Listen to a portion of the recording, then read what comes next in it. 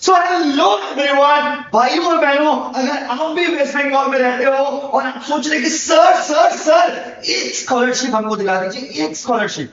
भाइयों और बहनों, आप सभी के लिए किसी न किसी टाइप का स्कॉलरशिप मैं लेकर के आया हूं। भाइयों और बहनों, ध्यान से इस वीडियो को सुनना, समझना और शेयर जरूर करना अपने सारे दोस्तों में जो लोग भी एलिजिबल है। Starting with my dear student friends, the most beautiful, the most wonderful scholarship, that is Swami Vivekananda scholarship. भाइयों और बहनों, स्वामी विवेकानंद स्कॉलरशिप के लिए आप तब अप्लाई कर सकते हो जब आपका वेस्ट बंगाल में आप रहते हो और आपका वेस्ट बंगाल बोर्ड से क्लास 10 में या 12 में या फिर वेस्ट बंगाल के किसी यूनिवर्सिटी से 60% आया है।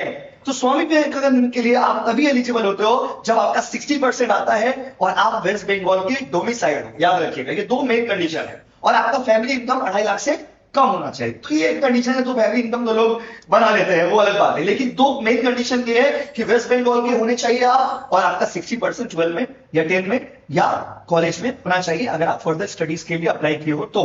पहला बात। दूसरा, स्कॉलरशिप में आते हैं भाइयों और बहनों, सर 60% मेरा नहीं है, अब हम क्या करें? तो अगर आपका 50% है माय डियर स्टूडेंट, 50% से 60% के अगर बीच में आया है तो आपके लिए भाइयों और बहनों नवन्नो स्कॉलरशिप। ठीक है, यहां पर भी सेम कंडीशन है कि आप वेस्ट बंगाल के डोमिसाइल होना चाहिए।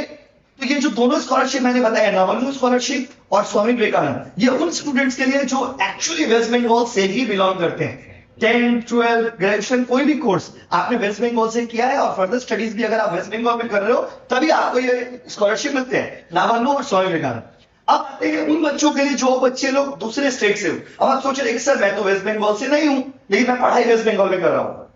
तो आपके लिए क्या है, जो सीबीएसई या आईसीएसई से 10, 12 दी हो, आप सभी के लिए है भाई, अगर आपका 50% आया है तो आप सभी के लिए है नेशनल स्कॉलरशिप। कौन सा स्कॉलरशिप बताइए? National scholarship.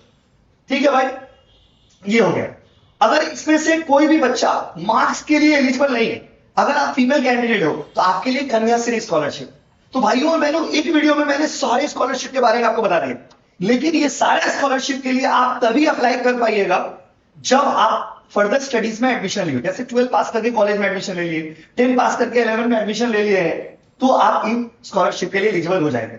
कैसे अप्लाई करना है, किस तरह से अप्लाई करना है, कब से एप्लीकेशन स्टार्ट होगा, वो सारा अपडेट मैं इसी चैनल पर आपको देता रहूंगा। यूट्यूब से देख रहे हो तो सब्सक्राइब करो, इंस्टाग्राम से देख रहे हो तो भाई को फॉलो करो, और मेरे प्रोफाइल का बायो मेरा भाई टेलीग्राम चैनल और यूट्यूब सब जगह का लिंक दिया होगा, उसमें आप ऐड हो जाइए। वीडियो को शेयर जरूर करना और कमेंट करके बताना कि आप मेरे इस गाइडलाइंस के हिसाब से किस स्कॉलरशिप के लिए एलिजिबल हो। ठीक है, थैंक यू।